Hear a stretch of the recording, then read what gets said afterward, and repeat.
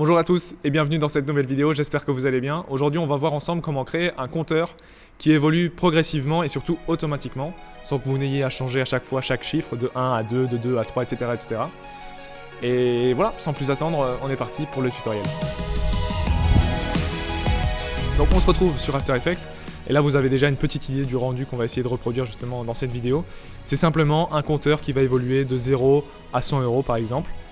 Donc je me rends dans ma nouvelle composition, c'est une composition classique comme d'habitude, 16 neuvième, 1900 par 1080 pixels, une cadence de 25 images par seconde et une durée de 10 secondes.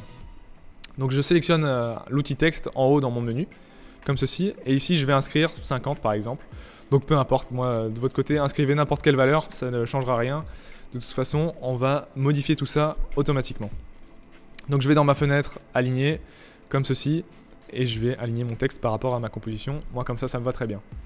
Donc je sélectionne mon texte en bas à gauche, et ensuite je vais sélectionner la fenêtre effets et paramètres prédéfinis. Bon là voilà, je l'ai déjà recherché, mais si vous n'avez pas accès à cette fenêtre, vous allez en haut à gauche, dans le menu, et vous sélectionnez fenêtre, effets et paramètres prédéfinis. Et là en l'occurrence, vous l'avez vu juste avant, on va aller chercher un paramètre glissière, comme ceci. Donc le paramètre glissière, je le sélectionne et je viens le glisser sur mon texte. Voilà. Donc pour l'instant, aucune modification apportée. Voilà, inutile pour l'instant, mais on va justement changer tout ça. On va ouvrir notre texte, à nouveau ouvrir texte, et sur ce texte, on voit qu'il y a un petit escargot à la fin qui permet d'attribuer un parent à ce texte source. Et c'est exactement ce qu'on va faire. On va lier en fait, en maintenant appuyé, on va lier ce texte source au paramètre glissière et plus spécifiquement au curseur du paramètre glissière. Et donc là, automatiquement, notre 50 se transforme en 0. Et si je modifie le curseur, on voit que le chiffre s'adapte complètement à la valeur que je donne à mon curseur. Mais ceci dit, il n'y a aucune animation dans notre timeline, donc c'est pas vraiment ce qu'on recherche pour l'instant.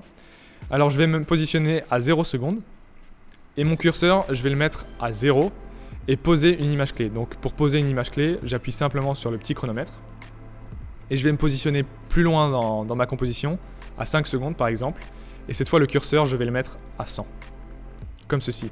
Et donc là, en le modifiant à 100, ça a automatiquement posé une image clé dans ma composition.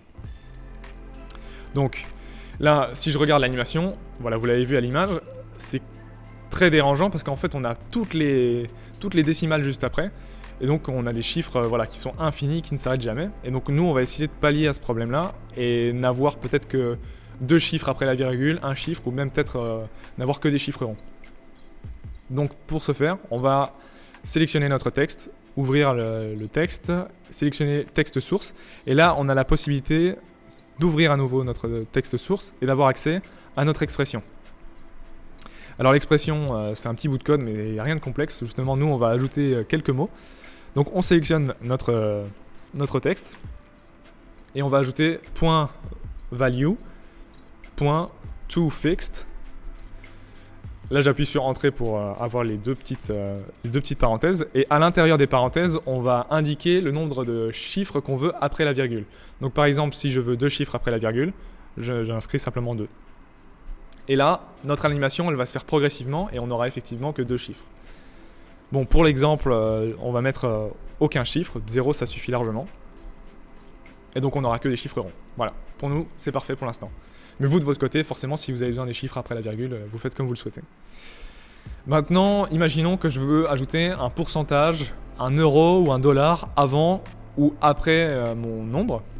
Donc je retourne dans mon bout de code et je vais simplement ajouter un plus.